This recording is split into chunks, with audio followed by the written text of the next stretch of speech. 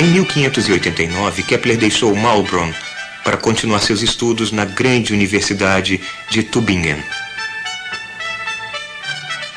Foi uma liberação encontrar-se entre as correntes intelectuais mais vitais da época.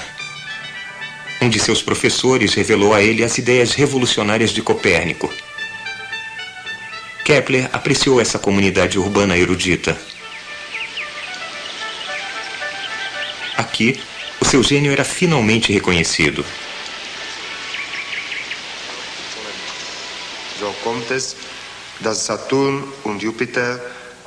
Kepler não seria ordenado depois de Tübingen. Em vez disso, para sua grande surpresa, foi convocado para Graz, na Áustria, para tornar-se professor de matemática colegial. Kepler não era muito bom professor. Em seu primeiro ano em Graz, a sua turma de matemática só teve um punhado de alunos. No segundo ano, nenhum.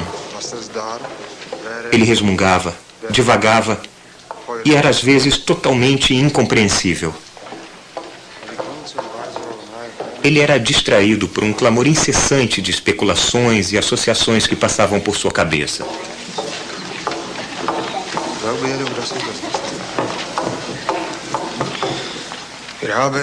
E numa agradável tarde de verão, com seus alunos querendo o fim da aula, ele foi tomado por uma revelação que ia alterar radicalmente o curso futuro da astronomia e do mundo.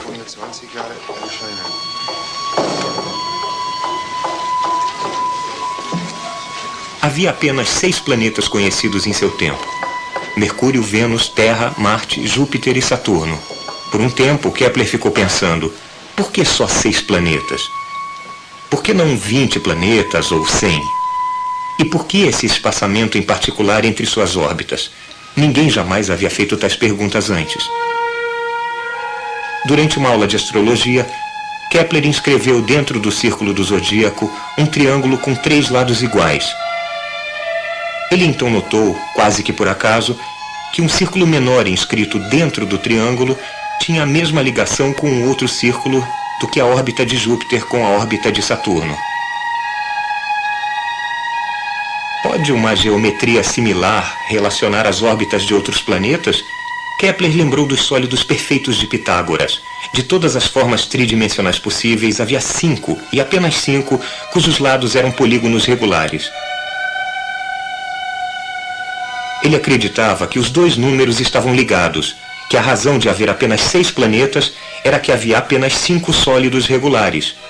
Nesses sólidos perfeitos, aninhados um dentro do outro, ele acreditava ter descoberto os apoios invisíveis para as esferas dos 6 planetas.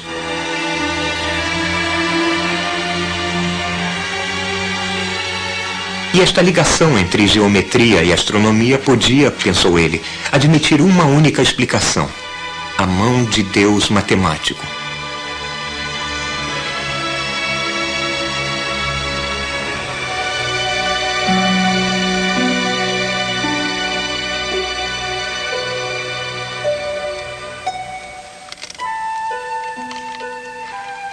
O prazer intenso que eu tive com esta descoberta jamais pode ser dito em palavras, disse ele.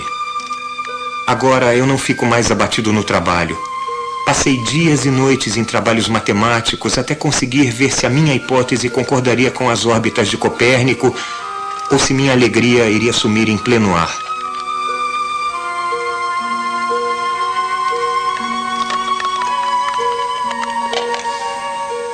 Mas não importa o quanto ele tenha tentado, os sólidos perfeitos e as órbitas planetárias não concordaram muito bem uns com os outros.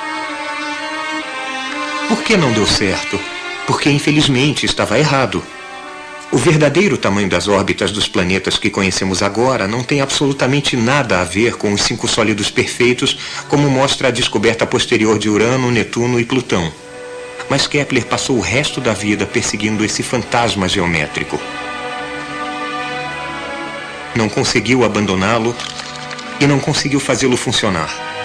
A sua frustração deve ter sido enorme. Finalmente, ele decidiu que as observações planetárias há muito aceitas é que deveriam estar imprecisas, e não seu modelo de sólidos aninhados. Só havia um homem no mundo com acesso a observações mais precisas. Esse homem era Tycho Brahe, que por acaso tinha escrito recentemente a Kepler para que fosse trabalhar com ele. Kepler ficou relutante a princípio, mas não tinha escolha.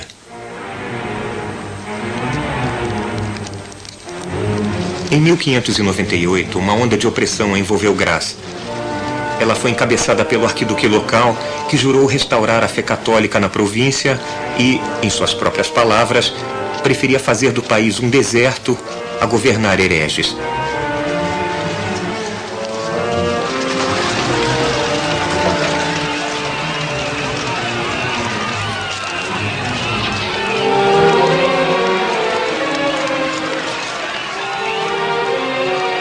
A escola de Kepler foi fechada.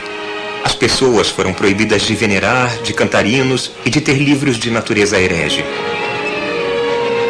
Os que se recusavam a abraçar o catolicismo eram multados em 10% de seus bens e exilados do país feridos de morte.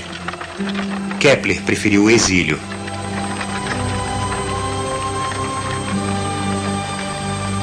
Hipocrisia eu nunca aprendi. Eu falo sério sobre fé. Não brinco com isso.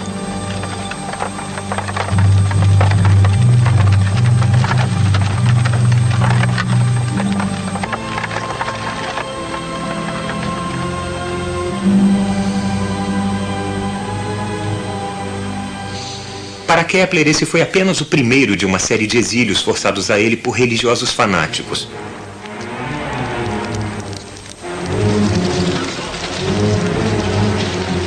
Agora ele resolveu aceitar o convite aberto de Tycho Brahe. Brahe, um rico nobre dinamarquês, vivia em grande esplendor e recentemente tinha sido designado matemático imperial em Praga. Kepler deixou Graz com a esposa e a enteada e partiu para a difícil jornada. A esposa de Kepler não era uma mulher feliz. Ela era cronicamente doente e tinha perdido 2 crianças. O próprio casamento não era um conforto. Ela não entendia o trabalho do marido e via sua profissão com desprezo.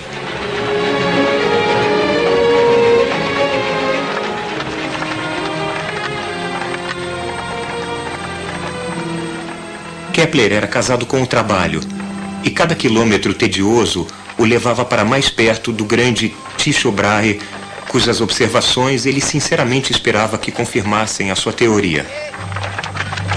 Kepler previa a propriedade de Tycho como um santuário dos males do tempo.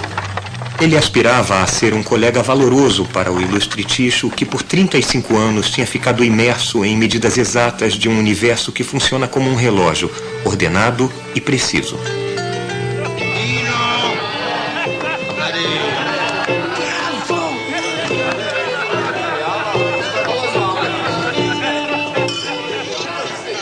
Mas a corte de Tycho não era nada do que Kepler esperava.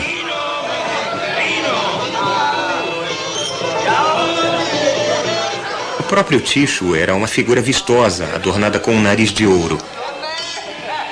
O original tinha sido perdido em um duelo com um estudante para ver quem era superior como matemático. E ele mantinha um séquito quase circense de assistentes, parentes distantes e parasitas diversos.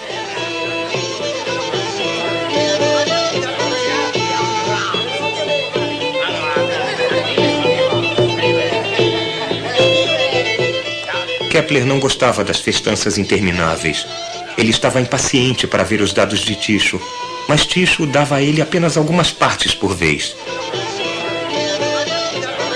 Tycho, disse ele, não me deu oportunidade de compartilhar de seus estudos.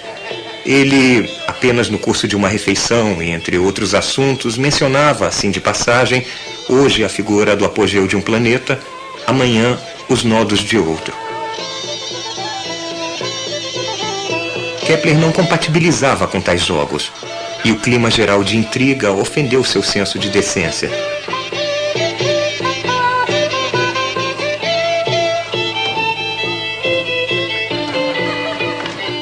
A zombaria cruel de todos para com o respeitoso e erudito Kepler o deprimiu e o entristeceu.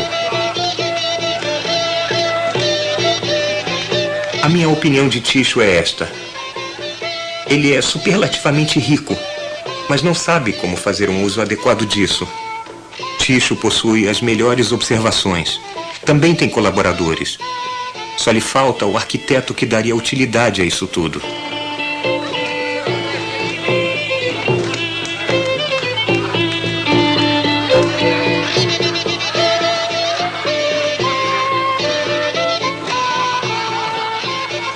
Tycho foi incapaz de transformar as suas observações em uma teoria do sistema solar coerente. Ele sabia que precisava da ajuda do brilhante Kepler. Mas simplesmente entregar o trabalho de sua vida a um rival em potencial, isso era impensável.